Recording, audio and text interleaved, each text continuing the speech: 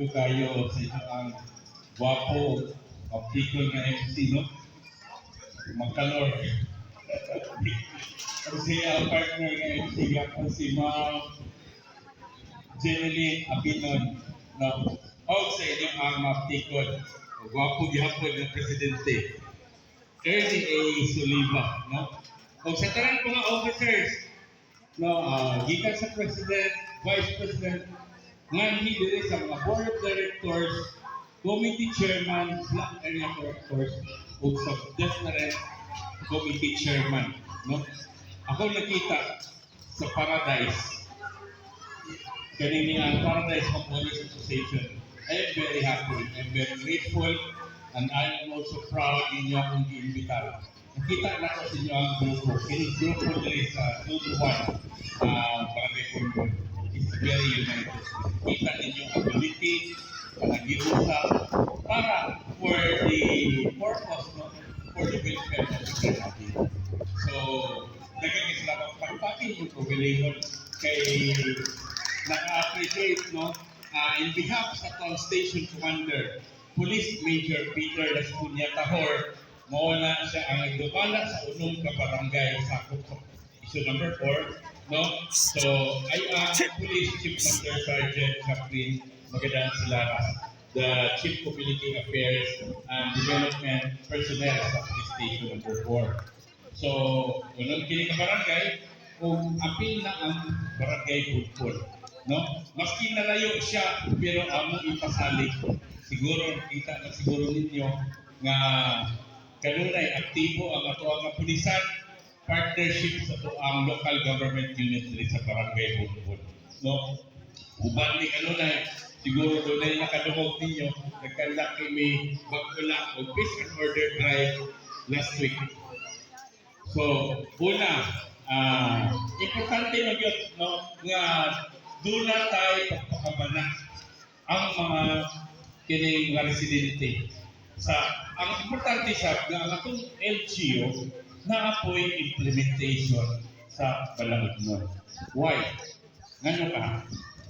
Importante nga una ang atong LGU iyang idumala ang iyang lugar. Iyang idumala sa momo ng maghibok siya og mga balaod mga ordinansa o pag-implementar. Partnership din sa mga kapulisan o pinaagi po sa paglihok sa tuang mga barangay candidates. Not only them, but also with the support of these people in this community sa inyo ang grupo. So, siguro, dili lisod na once ganito na peace ang isa ka lugar, peace, harmony, and order, dili po talayo na mahimot na muswa. Mahimot na progressive. Kaya gumikan layo kita sa grupo. So una, nasabutan sa tuang local government unit at global na ito ang kapulisan. Doon na tayo gibog na dere no, sa tuang station commander. Muna siya ang sa una is anti-crime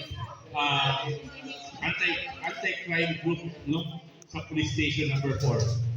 Pero kay gumikan nga apil naman na ito ang mga local chief executive. Apil na ito ang mga kapitanes sa different barangays. Muna na ang nahimo kini siya o PS4 Anti-Crime Coordinating Council. Kaya makabug na makitag mga balaod nun, mga resolusyon. Kaupan na itong pulis, kapulisan. So, doon na tayo mga regular na meeting. O ang meeting aning ang mga magrupo, wala tayo lain. Kundi kung saan na itong pag-maintain sa peace and order sa lugar. Number 1, ako i-prevalo sa inyo sayon kita kung unsa ang inyong prevalent crime diri. Kusog ang kawat, problema sa minor na naglakaw-lakaw, o problema sa kinini ang women's, no? Violence against women. So, kanang tulok ka prevalent crime, muna gitutukan ang mga karon. So, dili kita amay ko na kung wala nga himo ang atong kapulisan ng atong LGU kung dili kita masuporta. So gipahibalo una ang gisabutan nga kanini ang inyong ang sirin. Ninyo, di ba doon ay tumpa ang barangay Bulbul o ang uban nga barangay kunay ordinansang ipasa na po ang doon na kining barangay captain nga kananaan yung sirindili na siya taman lang sa pagtingog kung dunay kalamidad ng umaabot. Kung dili himuan dapat ang ordinansa, ipahibalo na kung karon ayaw mo og kabalaka kung utingog ang sirin. Bot pasabot pagtingog sa sirin, kitang tanan mga ginikanan ato ang pugnan, ato ang ikontrol ang ato ang kabatanunan katong gaedad 15 anyos ngadto paubos nga duna na ay gi-implementar na court. Why? Curfew para sa mga minor de edad. Una, para malikay nato nga mapasanginan sila sa mga gahitabo nga mga kawat. Kay common jud diri sa ang barangay ang kawat. Sayuta, dunay gikawatan og aircon, dunay gikawatan og kanini ang grinder, dunay gikawatan og bisan unsa na lang nga mga butang. Pati ang inyong kampana sa inyong simbahan gikawat. So, ingon ani, wala mahimo ang ato ang barangay, walay mahimo ang atong kapulisan kung dili kita magpakabalan.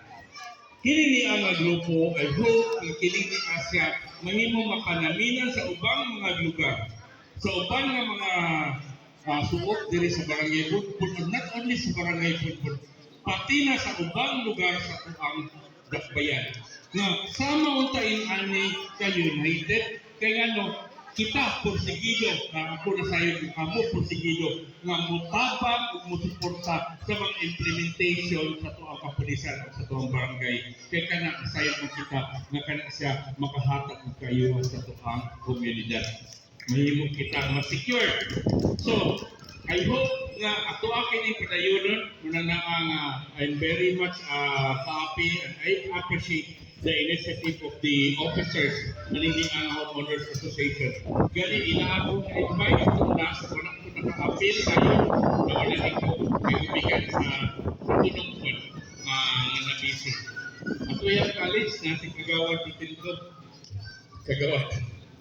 So, ingon natin, doon na kita'y pagtingog sa sirin, bot pasabot nga nagkadak na kita o curfew to minors.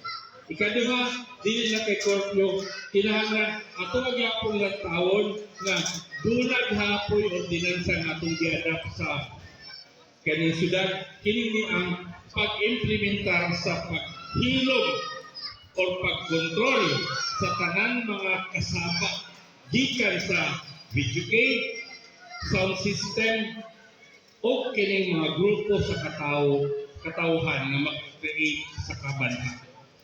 So doon ay ordinansa. So kini po ato akong ginabawal ang prohibition on drinking on public places. So public places, kung i-emphasize, ang usa ka public places makonsider na to kung gawas na sa inyo ang panimalay. Makonsider na to ang public places kung gawas na isa inyo ang koral.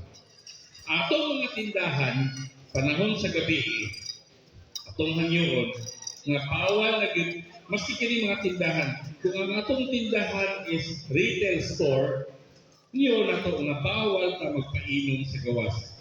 Kung doon na yung inyo ang mga customer nga mag-inom lang dapat sa kalsada, I hope nga diling